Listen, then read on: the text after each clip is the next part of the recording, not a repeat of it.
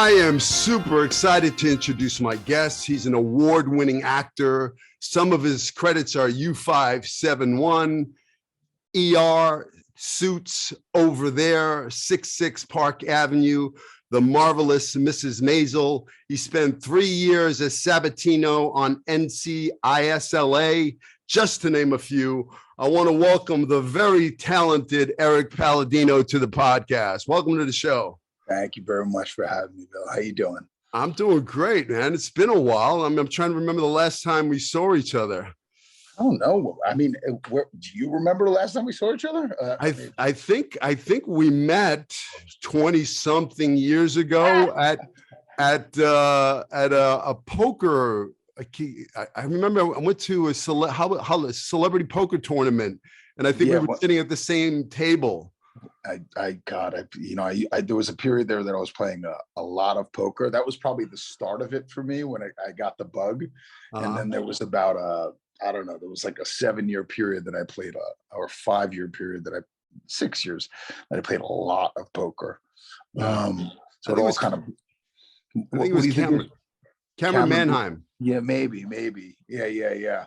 You know, it's funny how time goes. I can't believe that's 20 some odd years ago. Could you believe that? It's crazy. You know, I was doing the math, and I was going, well, when did you get started? What year did you get started? I started being interested in acting in probably 1979.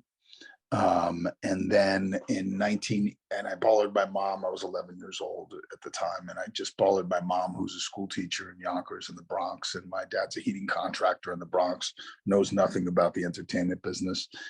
I started bothering them probably around that time, and then for about a 2-year period, I just kept bothering them about it. You know what I mean? They were like, "What? You want to?" I was like, I saw Malucci, and I was, and De Niro and Raging Bull, and and the Godfather movies. And I was like, that's what I want to do, and then in 1981, she found the Children's Repertory Company in New Rochelle that got together on Saturdays. And the funny thing is that I always say I got unbelievably lucky, because it was like the two teachers, this guy, Bill Green, who was like kind of just like this kind of ethereal, lovely, he kind of, I'm trying to think of the singer right now that I'm blanking on the singer that he reminded me of. Reminded me of Al Green. This was this, just this cool guy and he taught improv. So for an hour and a half, the first 2, it was it was like a 5-hour class, and it was like, dropped off at 10, parents pick you up at 3, and so for the first half, it was Bill. And then the second half, it was scene study. So it was like a legit, like little school. These two people got together and started. Beverly Kenny, she died of cirrhosis of the liver. Unbeknownst to me at the time, she was drinking vodka out of her little thermos. I found out years later. And then I just, that was it. The bug was, the bug started in 1981. And then, I did some school plays, but the Children's Repertory Company, that thing on Saturdays I did. And then they did like a show like of us downtown. Like when they did the show, it was like they rented out a theater on 42nd Street, a little theater, the Lion. Remember, I don't know if you remember the Lion Theater on 42nd Street. Yeah. And we did like a show there, you know what I mean? Like, wow. And, so every year they would do like a little show there, and, but all the families would go from like, Yonkers and the Bronx and New Rochelle, all the kids that was in the class. And it was just a really great education for a 13, 14, 15. It was like legit, and, think about that. Like how many of those places were around then? You know what I mean? That my mom found it is insane. When I think back on that, I'm like, it was in the gods, right? And so I fell in love there, and then I went to college, and I went to Marymount Manhattan College, and I got my bachelor's degree in theater from Marymount on 71st Street between 2nd and 3rd. And Leslie Kahn, in fact, I don't know if you know Leslie, but I was her first student. Leslie's like this, a big teacher in Los Angeles now, along with you, of course. And and then that was it. Out of college, I just, I sang in rock bands for many years too. I had long hair. I was a singer in a rock band for many years. And in New York, we used to play Limelight, Danceteria, Bitter End, all those places. And then I got my first gig in LA when I was 25. My first like real acting gig. I got a gig on Comedy Central when I was 24 with Mark Maron. And that was like my first acting gig, you know what I mean? But I played like Nick the Elevator Operator. Basically, Mark Maron was the host of a show called Short Attention Span Theater. And it was kind of like MTV for comedians. So it was like a clip show of them showing different comedians clips on Comedy Central. And I had long hair out of college and I kept my hair long. And I was like, I'll pay it. I remember saying, I'll cut it when they pay me to cut it. I had, and of course I didn't work out of college because, they were like, this guy's this New York Italian Armenian guy but he has long hair, and how do we cast this guy? You know what I mean? Like it wasn't, the thing that I wound up becoming initially. And then I got my first series. I got cast out of New York, was a sitcom at 25 called Love and Marriage. And it was a multi-camera sitcom. And Tony Dennison played my dad, who you and I were talking about earlier. Yeah. And then I was 25 and they were recasting the role of the son. It was a pilot that had been picked up for 13 episodes. And I auditioned, and it was like, I was 25 for a 17-year-old. The role was for 17, and before I moved past that. So I had long hair, I cut my hair, and it was the first audition I had with my short hair. But keep in mind, I always say this, the 10,000 hour thing, having 10,000 hours behind you. The reason why I think I started working at 25 right away was two reasons. I cut my hair and they didn't know what I was. They didn't understand me. You know what I mean? Like the business didn't really get me. They were like, what is he? He's this long-haired rocker guy, but he's like kind of got a New York thing going. And we don't know what that is. Either he's a dude like Bill and Ted, or is he a young Tony Danza? We don't know what he is. You know what I mean? And so when I cut my hair, the business immediately was like, oh, you're like this funny New York Italian guy. You know what I mean? Like, who could do multi-camera sitcoms, because that's what I did initially. I didn't do drama. I just did multi-camera sitcoms. And so when I cut my hair, it placed me for them. It gave the box for them to check. You know what I mean? Sure. And I think that that's important for young actors, you know what I mean, to kind of understand the business of how you're going to be perceived. I'm not saying you have to stay in that box. You know what I mean? Oh, absolutely. I'm not saying you got to stay in that box, but I am certainly saying you kind of got to know where you're at. You know what I mean? Absolutely. You got to know your castability. You got to know what you're selling. You're a product. You're selling a product to Hollywood. If you don't know what you're selling, they don't know what they're buying, and they're not going to buy it. 100%. So, for me, look, I knew exactly what I was selling. When I came out to Hollywood at 18 with $200 in my pocket and a one-way ticket straight out of Brooklyn, I didn't know a soul out here, but I was a street kid from New York, from Brooklyn, right off the streets. So that's what I was selling. I knew that. My first audition was for a leader of a gang who was bullying some other kids. I walked in there, I got that part, and I got my SAG card because I was literally right off the plane. My leather jacket was legit, Of course. They're all the actors, Yeah, and it's funny, like and back then, we didn't call it authenticity, right? That's more of a buzzword now, authenticity. That wasn't kind of the terminology I think we used back in the 80s and 90s. It was just like real, does the guy feel real? Does he feel like a legit guy? Yeah. Because I always get a kick out of when I see like other actors doing New York guys, and I'm like, that's not, but I'm not saying you can't be a good enough actor to figure it out. Sure. You know what I mean? I've seen it happen. And as you know, we've both seen it happen where they cast every now and then the English guy to play the new, what I mean? It works. On Boardwalk Empire, there was a lot of English guys on there that were good. Yeah, absolutely. So that's, and then the other reason why I think I started working, right, when I got that series was I'd been doing it since I was 13. Yeah. You know what I mean? Not professionally, but I'd been, I went to college for it. So by the time I was 25, I probably came close to clocking in my 10,000 hours. Sure. So when I got there, I hit the ground running. You know what I mean? So, Yeah. and that show was in fact created by Amy Sherman, who was dating a guy named Palladino at the time, who I didn't know, it was just a random coincidence. And so when I got the test for it, it was just me at the test. And this was like before she created Marvelous Mrs. Maisel. This is before she created Gilmore Girls. This was her first show. And it was a multi-camera sitcom that wasn't a very multi-camera sitcom. They paired it with Married with Children. And Married with Children was more like, kind of big. And whereas Tony's a little bit more grounded actor, you know what I mean? And so the show was, not quite what people were used to seeing. So inevitably it got canceled after 8 episodes.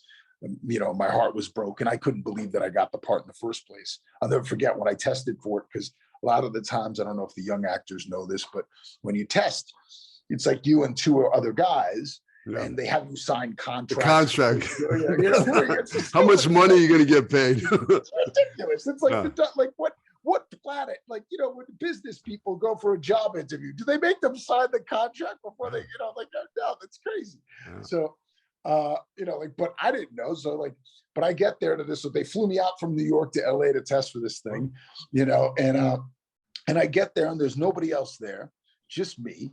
And, like I said, they're recasting the role. So it's a guarantee of 13 episodes. It's not a pilot, and I don't even know the difference. I don't realize how lucky of a position I'm possibly in, you know what I mean? But I know that if I get the part, I know what I'm going to make, and because I signed the contract, so I do the audition, and the president of Fox is there, and all, there's like 25 executives in the room.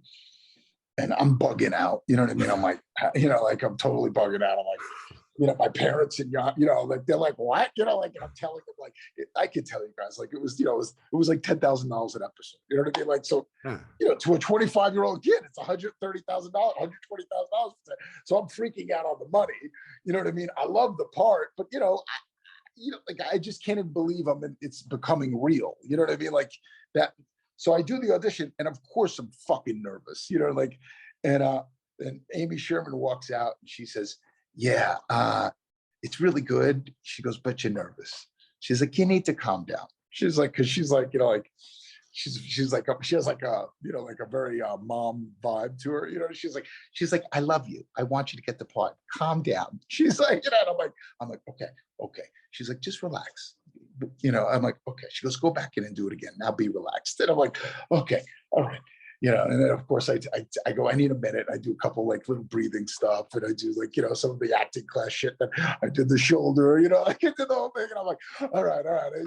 I'm relaxed now. Yeah, I'm just like, sure. And I go back in. It's definitely better, and I'm more relaxed. She walks out, and everybody's walking out. I'm in Fox Studios. It's got these big boxes, got these big old hallways. Remember those studios? Yeah. Not the newer building, the older building. Yeah. It's like you could feel the history in that building. Yeah. And they got the pictures on the wall. Yeah, that Cary Grant probably walked down these halls, smoking a cigarette. You know what I mean? And everybody's coming out, and they're like, "Oh, take it easy, it's good." And I'm just standing there. I'm like, okay, they're walking by, and then Amy says, she's like, "All right, so anyway, next week there's gonna be a party at my house. You'll go to that, and then we're gonna do this, and we probably start rehearsal. We got a table read next." And I'm like, "What are you saying? What are you saying?" And she's like, "Next week there'll be a party. You got to be there." She's like, and I'm like, I'm sorry. Are you saying I got the part?" And she's like, "Oh, you got the part, sweetheart." And I'm like, "I got the part." I got the fucking part. I got the part.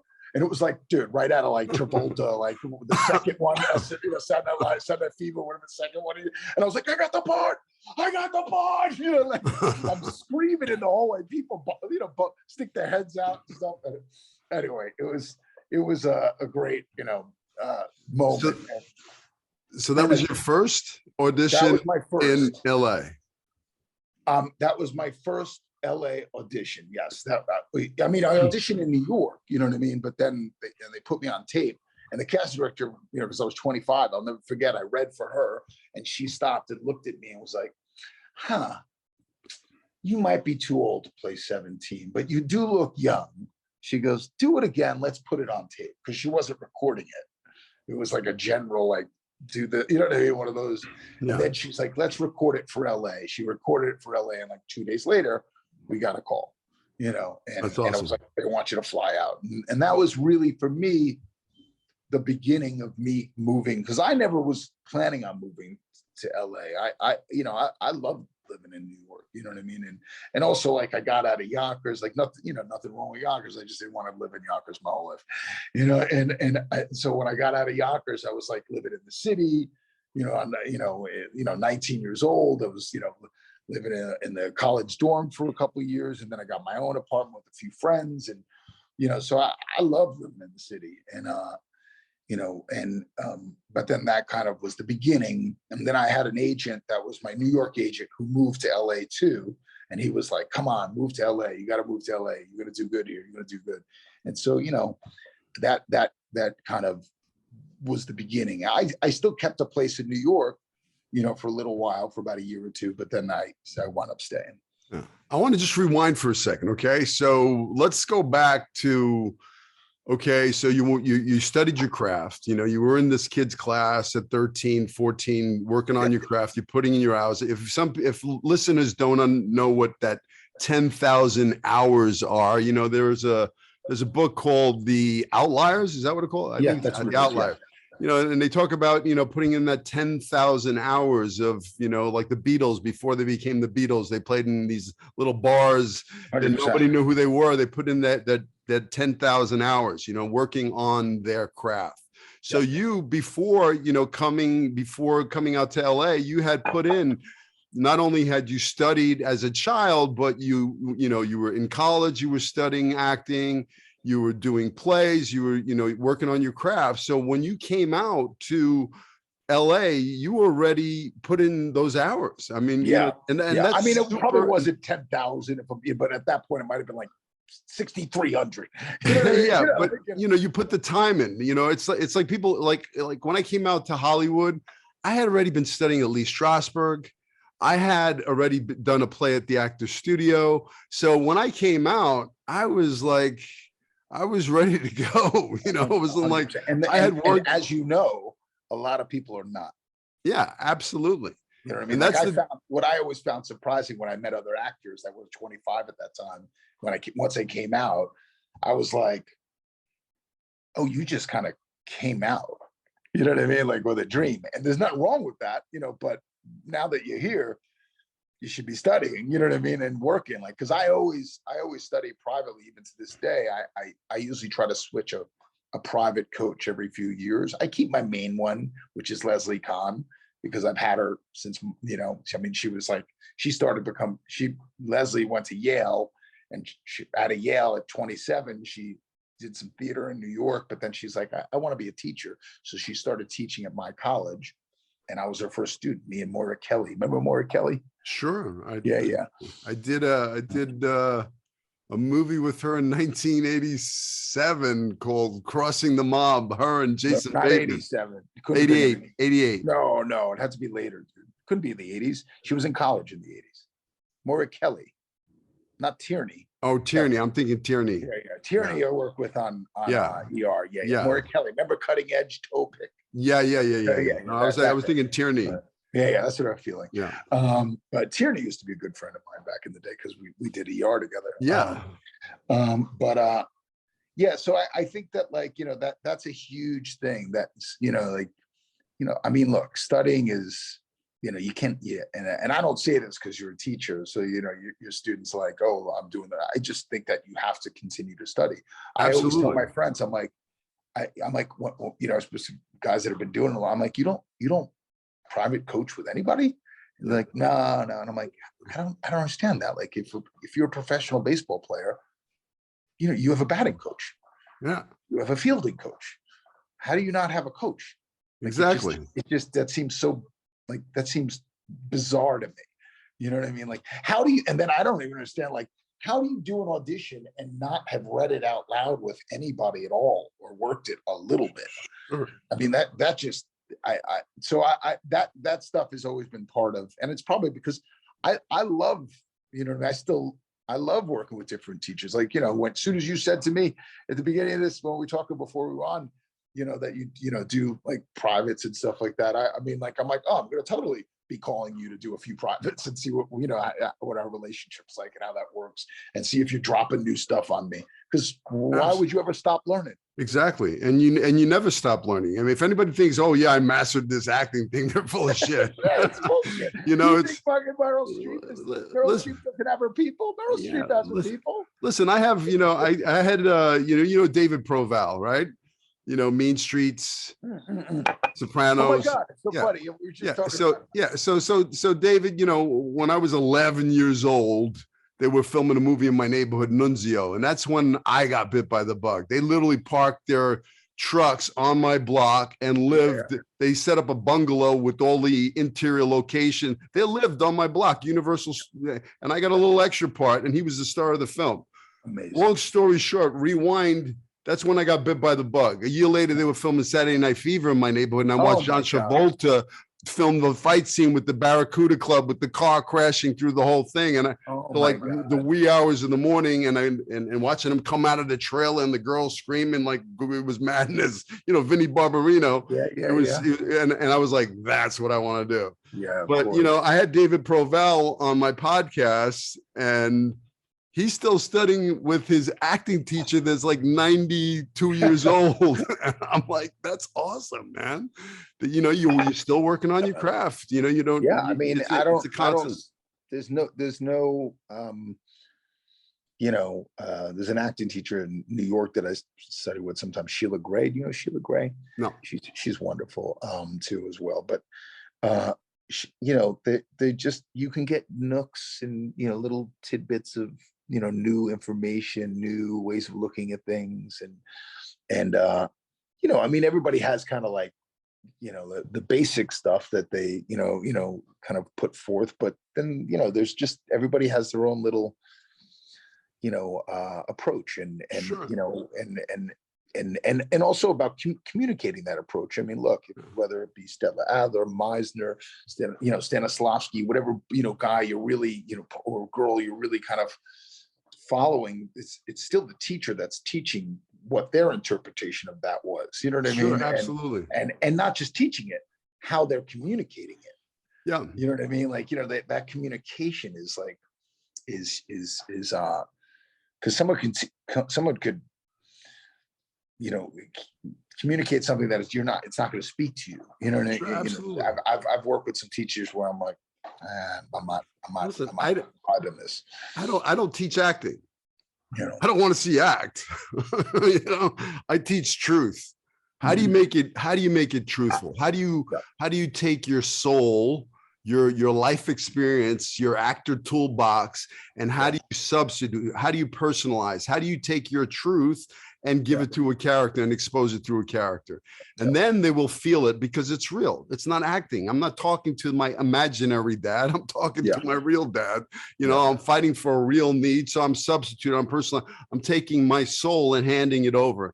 And if you leave a piece of your soul in that room, that casting director will remember you and become a fan of your work because you didn't play it safe.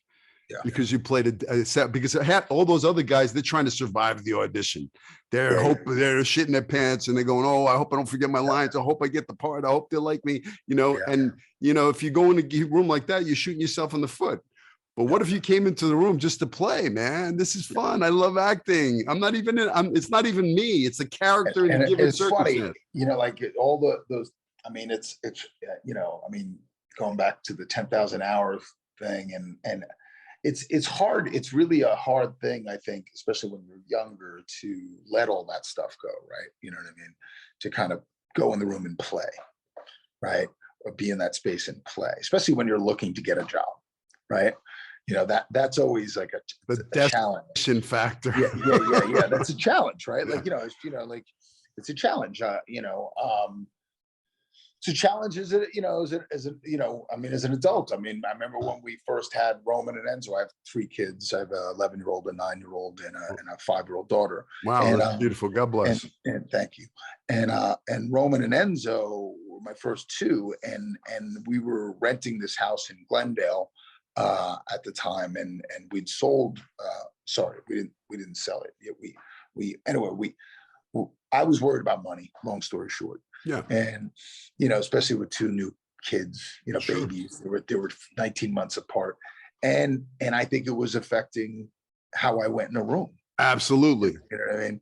And no matter how much like character work I was doing, Yeah. when I went in the room, it went out the window, and I was like, I want the job. I need the job. I need the money. Sure. I got bills, and you want to get your health insurance. yeah, and until I was able to kind of let that go, and I won't, there's many avenues I took to get there. You know what I mean? That would be a separate podcast. But until I was able to let that go and just kind of play in the room, for me, one of the biggest things, that I find very helpful is, I really kind of like laser focus on what's being said to me. Whenever, if I can't kind of get out of the way of the other thing, I need the job, I kind of just focus on the person reading with me. You know what I mean? That has always been like a grounding place, and then I'm in the scene more, and then I'm playing with them more, and then there's a flow, and there's not a flow, but especially if the person's a terrible reader, you know what I mean? Like if they're just terrible actors, and you're going to get a lot of that. and you're going to get that, but I can still work with that. You know what I mean? If anything, that might make me work harder, but it's certainly going to take me out of the headspace if I want the part. Yeah. You know what I mean? Casting directors can smell that a mile away, the desperation. 100%. So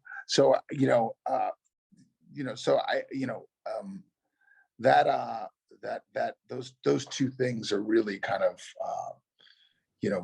I think the 10,000 hours you put in is one way to get rid of those nerves, and that, but at the end of the day, it is still business. And when they're asking you to sign a contract and you're testing for something that could change your life, you got to have some. You got to either have fuck you money in the bank, which is like fuck you, I don't need this job, right? Or you're able to rely on your years of experience to not reside in that area. Yeah. So what I found works for me is, listen, and I've signed that contract. I've booked a shitload of pilots, and I've signed that contract on pilots, and it didn't work out. But, when you sign in on a dotted line and they're talking about, the next year, the second year, and the third year, I mean, there is that pressure of like, oh my God, I'm going to make all this money. I'm going to be on a TV show. There's all that pressure. But, I'm a big fan of like, truly finding place and a fourth wall, and that they don't even exist. They're not even in the room. It's just me and my personalization, who I'm talking to, and just, so if I bring the character in the room, then it's not me. It's the character. Yeah. It's not actor Billy Gallo. If you're not third eyeing it, you know, yeah, you can't be on the outside looking in and going, okay, what am I doing here? You just got to be in the moment. If that happens, you're fucked. Well, let me ask you. I will say this: there's been I did this pilot that Guy Ritchie directed for ABC that I starred in with me and Carrie Ann Moss and Michael Ealy, and I was like, oh, this is the one. In 2007, I'm like, this is it. This is my 7-year run. I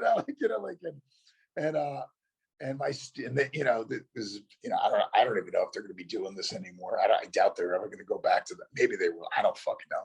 But the studio audition, then the network audition. Remember when we started, it was just one audition. They all came together, and that was it. Network, all the suits. But then they started going from studio to network. In like two different things. So, but with the Guy Ritchie one, it was still studio and network. So the studio, that went great, but then later in the day, the network one did not. And Guy Ritchie was there. You know, like he was, you know, he was there for both, he was just there for the network one. And as soon as I started, you know, I walked in the room, and I don't know why, you know, like it was, you know, I just, it was like overwhelming butterflies. And like the first one, I was locked and loaded, like the earlier one, but it just, you know, the way it was set up, the room, I don't know, it was just some of these rooms are, the vibe is, you know, like, and Sure. you know, and so I say my first line, and I like right out of the gate, I like flub the line, like my mouth is like, no, you know, like, and I go, fuck. You know, I literally, I go, let me do it again. You know, and they go, yeah, go ahead, Erik. And I'm like, okay. And I do it again. And, you know, and I never found the rhythm, because it was also like, you know, like it was like a 1 hour drama, but, you know, Guy Ritchie. So it has like comedic elements to it.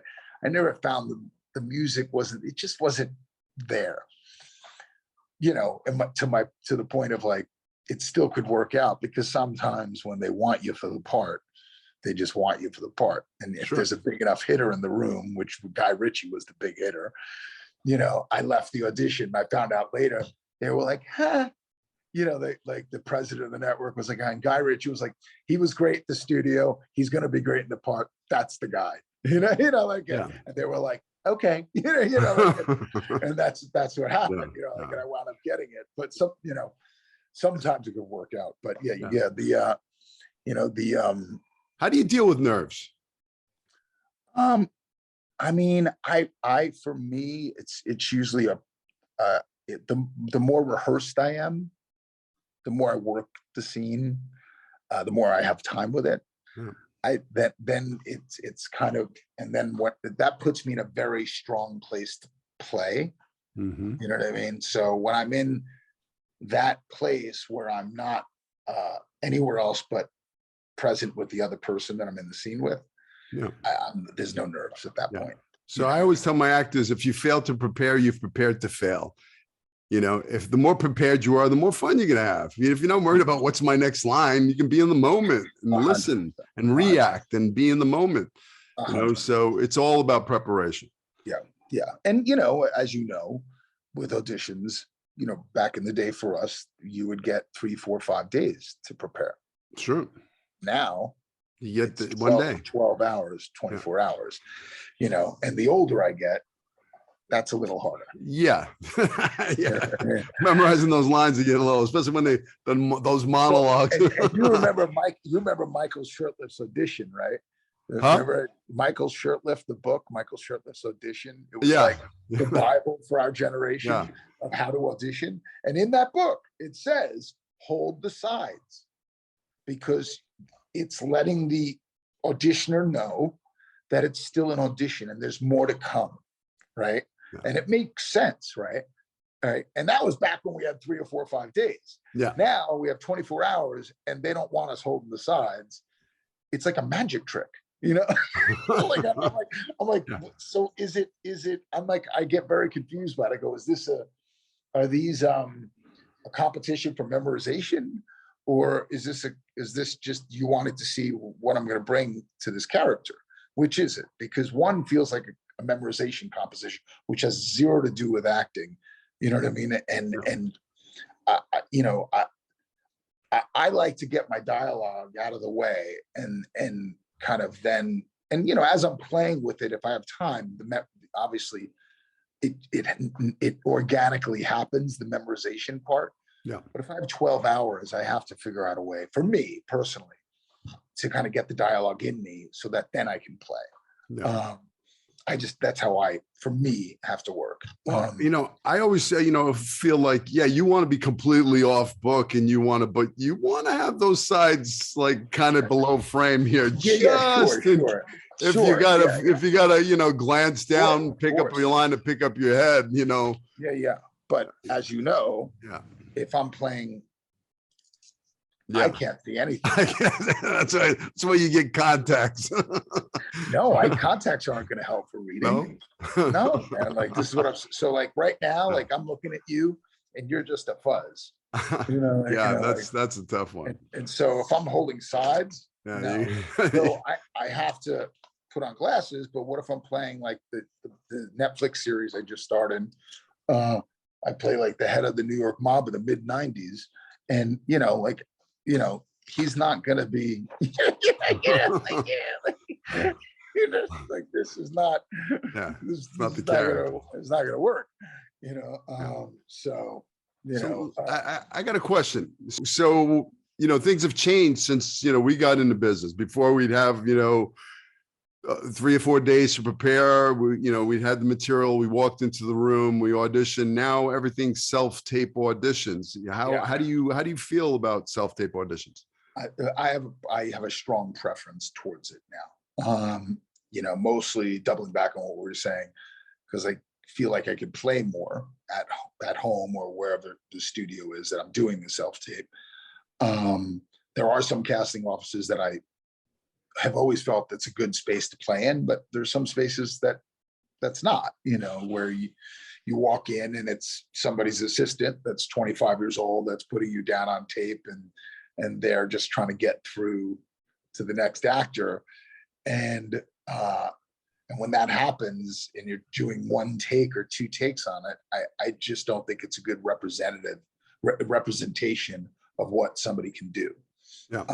There are some actors that are great at auditioning, and there are some actors that are not great at auditioning, but they're incredible actors on set.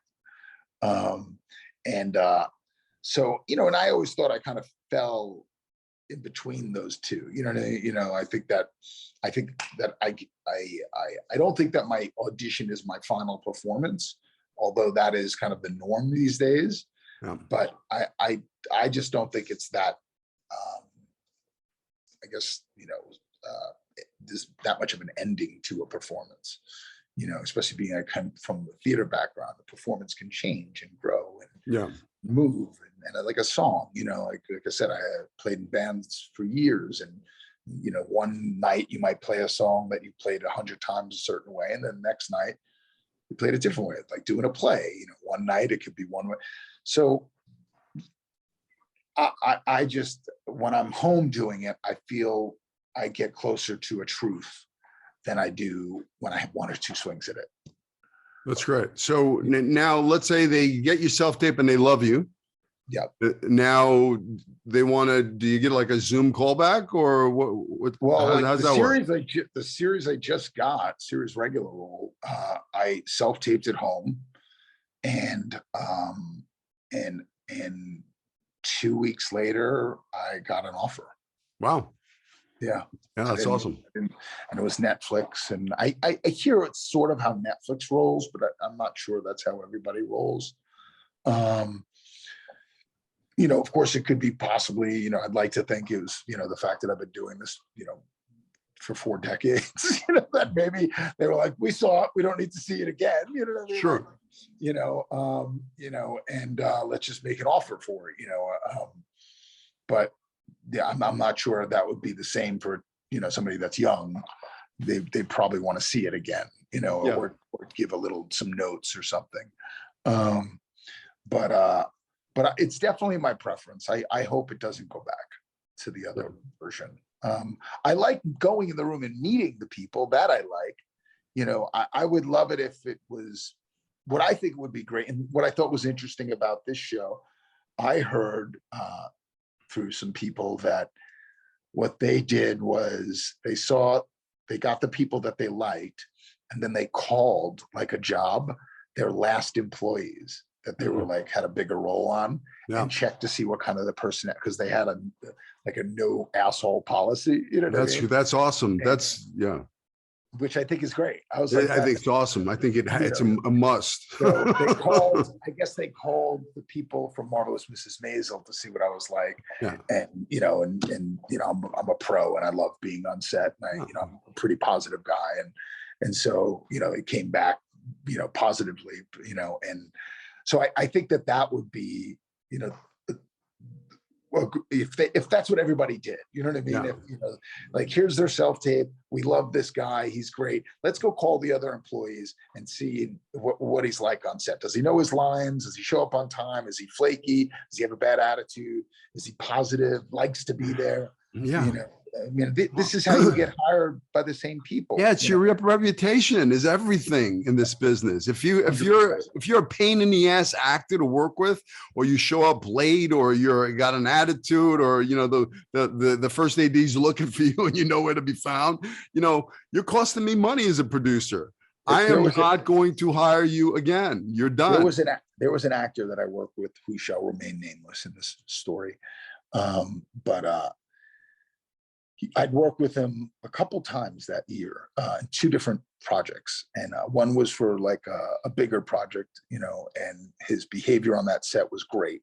And he kept on saying, like, to me, he's like, Erik, I'd love to get a TV show, like, because he did mostly movies, this guy.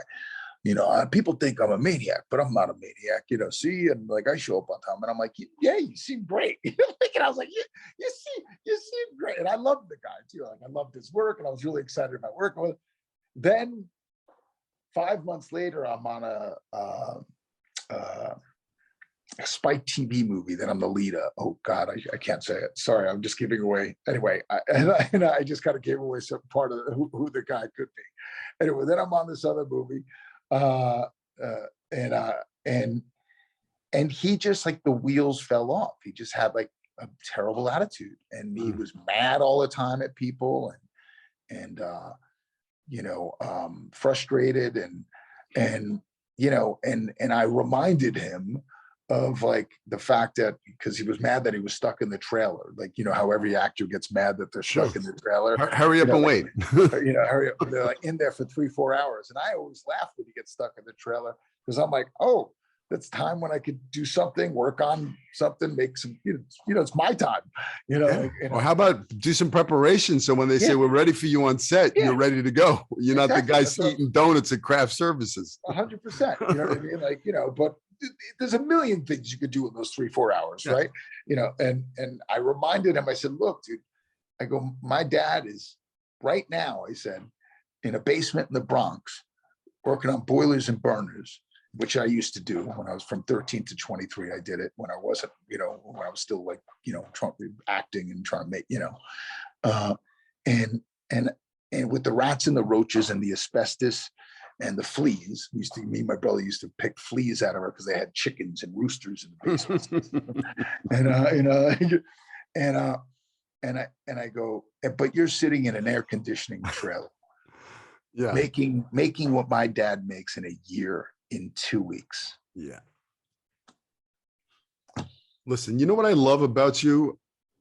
And I got to tell you, I watched, it was your Instagram post. And that's when I said, I got to have Erik on the podcast, is your gratitude, man, your attitude. I mean, that's key. People see that, and people want to work with that, your reputation is everything. And if you have a good reputation in the business, people want to work with you over and over again. Like, look at Miss Marvelous Mrs. Maisel. I mean, you work with her on your first, project. And now, how many years later she's cast 30 years. Talk about creating. Yeah. I decided she didn't like me, though, somehow in my head. I'm like, but that's a story. But you created that story. I mean, I know I can tell you how many times. Listen, I remember reading for a casting director, and, I went in and I rocked the audition. I felt great, whatever. I didn't get the part, boom, nothing. Second time around, my agent calls me up, same casting director, and I created this whole story that she didn't like me, Come in, second audition, rock the audition, feel great about it, like I got the part, nothing happens. Third audition, months later, I'm like, you know what? I told my agent, forget about it. She knows what I'm about. She's seen my work. I'm not going in. Says, oh, you should go in, you should go in, you should go in. I go in, I go in, I get the part. It's Jerry Bruckheimer's first foray into television, a series called Soldier of Fortune. So now I'm at the wrap party and I see the casting director at the party, and I'm talking to her and I go, I thought you didn't like me. She says, are you kidding me? She goes, I loved you. She goes, those other parts, I was waiting for something better like this. And it was like, wow, I had no idea. We create the little story in our heads, like, but as long as you go in there and you do your best work. Too often, but specifically with her, I did think, I was like, oh man, it's so weird. Like she seemed to really like me back then. Like, the whole time when we shot, obviously I was so excited to be there the whole time. And, but I mean, obviously Gilmore Girls, I'm not really a Gilmore Girl, like, so like, not like, unless they were trying to go for something, but not that I couldn't be on Gilmore Girls. Look at me. I just cast me. I just what did I do? I just You typecast you. I typecast. But yeah, man, the attitude of gratitude, right? That's it, man. What if you went into the room not going to get anything, not going to get the part? What if you went into the room just because you love acting and you're coming in the room to shine your light? The light within me is going to go say hello to the light within you. And I'm here to play. This is a God-given talent and I'm going to play. Yeah. And if I'm having fun, they're going to have fun watching me. Yeah. If I'm in my head, I'm fucking dead, but when you're in your heart, you're smart. If you come in from play and enjoy, people enjoy watching you. I mean, you could be crying in a scene and still be having fun because you're in the moment. You've done the work. You're an actor. Let's talk about that. I know there was an audition for Suits. You want to tell me about that? So thinking about having to cry in the room. Talk about a great casting director. Bonnie Zane is one of my favorite casting directors. She's phenomenal. I think she creates a space to play in, right? Yeah. You feel very comfortable with her. And that's why actors, I think, generally love her. And so I read for Suits, first, I read for her first. And the scene, there wasn't like so the first was kind of like a, straight ahead audition. I don't really remember what the audition was, but the callback was for the creator of the show. And it was for a major recurring for the season. Like the main guy goes to jail for lying about being a lawyer, which is the premise of the show. And in jail, he has a cellmate, my character. And my storyline is like a major storyline for that season with him. And so at the time I was worried about money, like this was actually this was part of the Roman and Enzo were young and just started having kids and starting the family and so I go to the second audition, and the second audition had a scene where he talks about I mean, I don't want to go too into the character, but he was in jail, kind of taking, I don't know if I can, I guess I could give away, whatever. Spoiler alert, is that what I'm supposed to say? Anyway, but I mean, it's 4 years old, 5 years old, but he's in jail, kind of taking the fall for his wife, and he's not with his children. And he's missing, and one of the lines is, to this day I can say it gets me choked up, like he's missing, waking up in the morning and be there for their breakfast and tucking them in every night, and he has this dialogue, and it's really well written, and I could completely substitute, yeah, absolutely. Now you have all the gold. Yeah, at home, when I'm doing it at home, I'm like I'm completely connected. But I get in the room and I do the audition, and the first two scenes go good, and then the emotional scene happens, and I do it, and I'm doing one of these right when it's coming. I know it's coming, and I'm totally third eyeing. I'm outside of myself, and I'm like, trying to squeeze that tear out. I'm doing one of these, and I'm like, I'm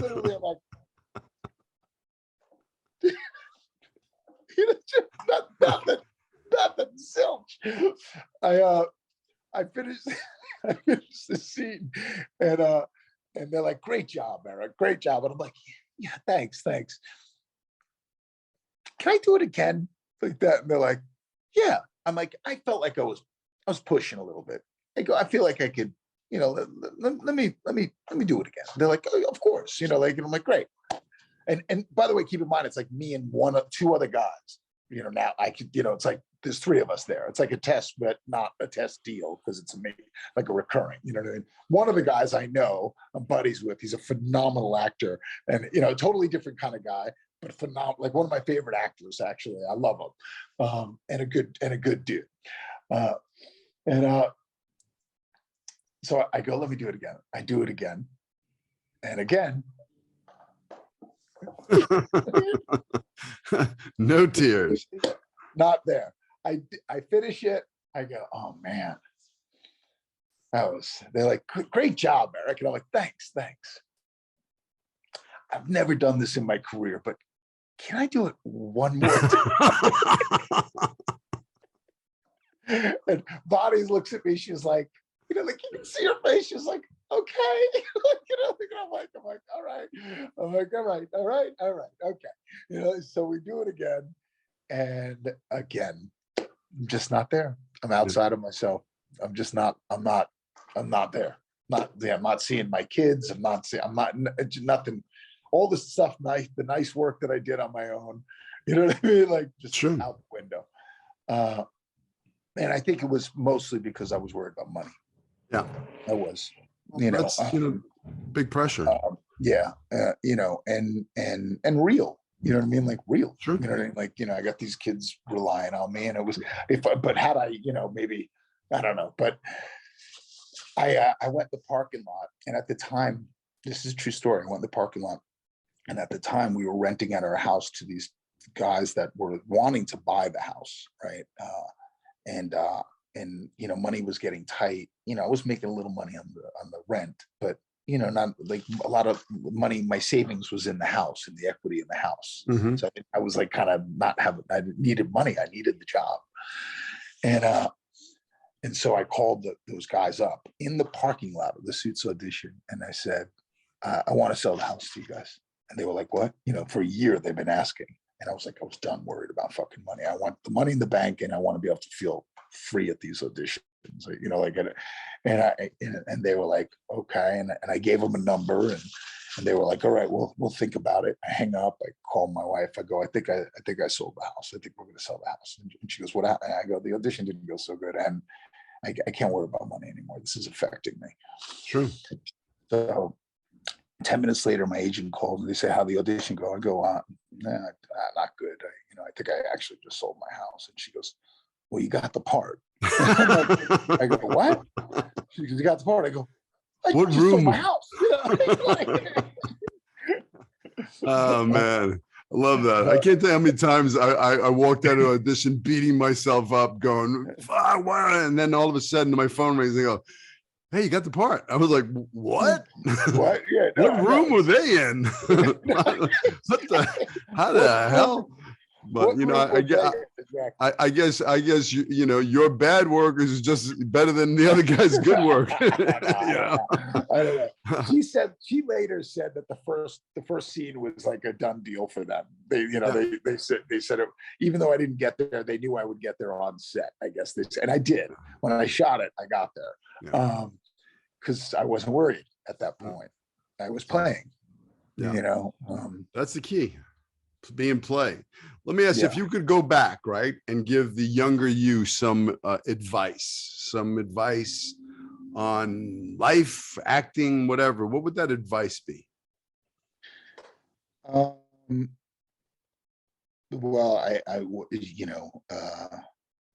I mean, for me personally, I think, the big thing that changed for me, and as you mentioned the Instagram stuff, my family was a big part of who I probably always was waiting to be. You know what I mean? Like a dad, and like when I was a young Hollywood guy, it was like a different person. And I was having fun, but I just wasn't my true self, I guess, until I became a dad. And it's such a big part of who I am, and it informs it, and it so much about me, because my dad was such a good dad and my mom was such a good mom, and they were tough in New York, and they like my wife, who's from Burbank, thinks they're very they're very different, but you would get them, if you would totally understand the kind of people they are, working class, blue collar people. Sure. And so I think that there was a period of time, not a long period, but there was a few years there that I kind of went through that period where I was out of that, out of my blue collar background, and out of my family. It was more like I was kind of becoming a little bit of a guy that,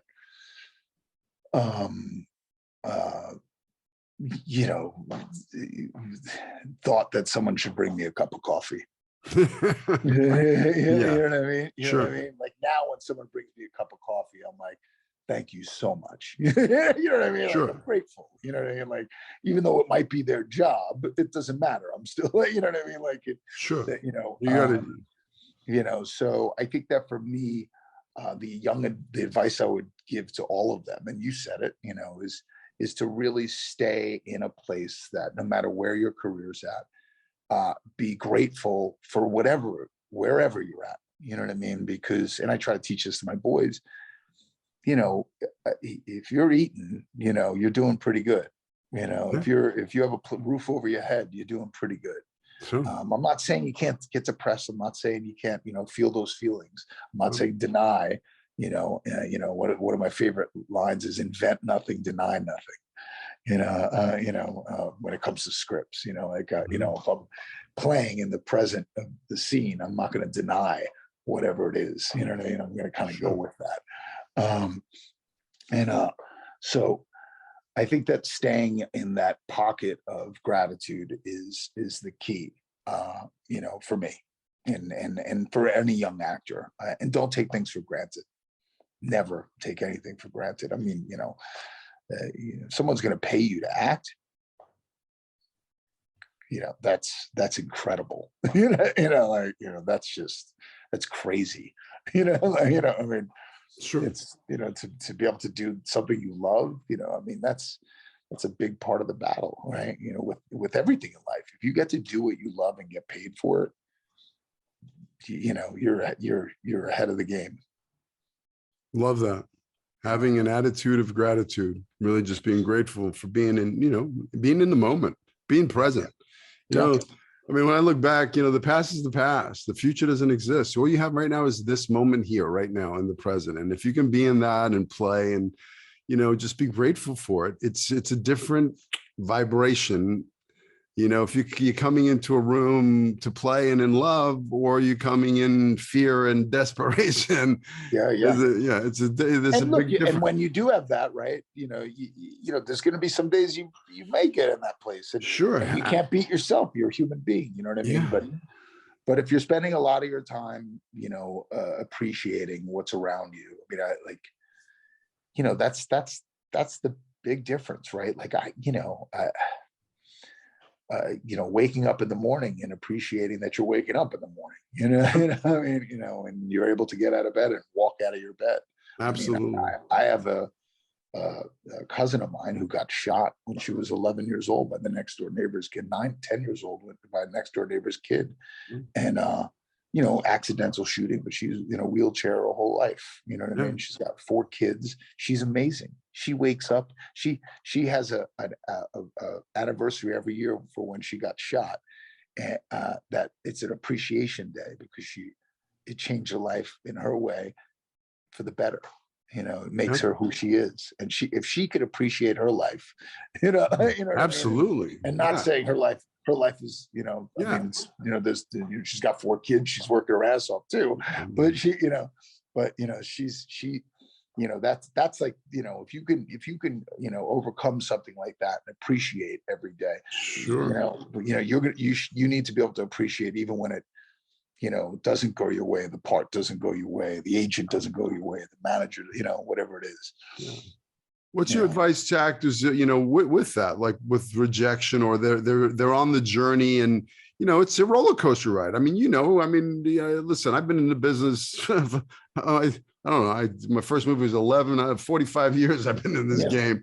So, it's a roller coaster ride. Sometimes it's feast, sometimes it's famine, sometimes it's up, it's down. Sometimes you don't get an audition in 2 months go by and you haven't had an audition. And then the next day you get 3 in a day. You know?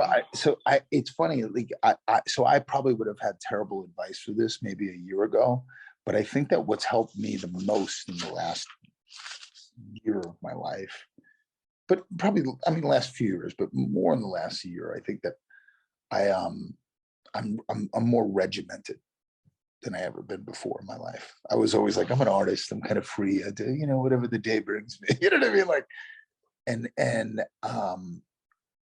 in the last year or so, I think I get up at I get up at like 5:30 or 6, somewhere in that pocket usually. Now and then I'll do something like 8 o'clock, but I get up early. I have my me time by myself in the house. It's dark, quiet. I have a cup of coffee.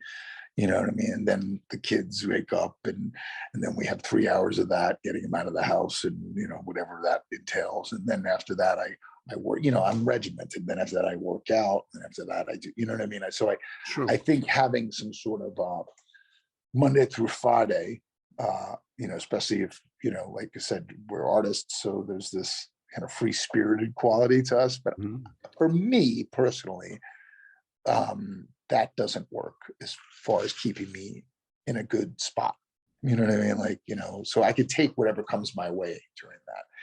And obviously, experience, when you don't get the part, I think experience will tell you that, you can't take it too seriously. You got to go on to the next. Next. You know what I mean? Next. Yeah. You never know. It's that next one that puts you on the map. Yeah. I mean, look, my manager always says to me, and I've been with her on and off for 30, 25 years. She always says, it's a numbers game, Erik. Like it's a numbers game. Sure. Basically, at this point in my career, it's not going to be about like, can I act? It's going to be about the right part, the right time, that just kind of does the thing. And, and as long as I'm, making interesting choices along the way, and staying fresh, and, and having a discipline now, which really the last few years has been very helpful to me. It's awesome. Yeah. Yeah, it's all about choices, and it's also about, it's not, I tell my actors all the time, it's not about getting the part. It's just going in there and making a fan. That casting director becomes, you made some big choices. You left a piece of your soul in that room. You had fun. You played. That casting director is going to remember you. It may not be this role, but it could be something down the road. Then they go, oh my gosh, let's bring Erik in. He was great. Remember what he did last time? And you make fans, and you've made casting, fans, and with casting directors. And like you said, you're really comfortable going into that room because you have that relationship. I mean, I had a ton of those. Vicky Rosenberg, Junie Lowry, Scott Genkinger, Vicky Rosenberg, those old castings that I used to love to go in there. I used to it was like, come on, bring Vicky Rosenberg. I haven't heard that in a while. Yeah, huh? she passed. Yeah. She was Grammy. Vicky cast me in Who's the Boss. She cast me in Married with Children. She cast me in. Oh man. I mean, you get those casting directors that are a fan of your work, and you're going to work. You get a couple of them that keep bringing you in. Then it's just a numbers game. It's like, it's the matter of the right role coming, and you all your preparation, meeting that audition, and then you're lucky, and then you're off to the races. But, the key is what? Persistence, patience, perseverance. The children's repertory company had the 4Ds. 4Ds: dedication, drive, devotion, and discipline. Love that. Dedication, drive, devotion, and discipline. That was the 4Ds that they had. 13 years old. That was powerful. So what's next? What's next for you? Well, I just wrapped literally last week. As you know, I was doing this new series for Netflix called Grendel. It's Congratulations. Thank you very much. Based on a Dark Horse comic, and I just wrapped that, and then I go to NCIS LA in a couple of weeks, and then I go back to Maisel. I think in the next month or so. Love that. When, but, So you got recurring characters on NCIS LA. You got the recurring character on Mrs. Maisel, and you got a series lead in a Netflix show. Netflix show, yeah. Bravo, brother. it was a good 2 years, dude. You know, I mean, I Nice. know coronavirus was, you know, tough, but it was like it was, you know, when the business opened up again, I felt very, very lucky. I just, you know, I mean, like it was like, you know, like I was, you know, like, you know, Jamie and I feel very, very grateful that people wanted to hire me. No. You know, Listen, you know, and it's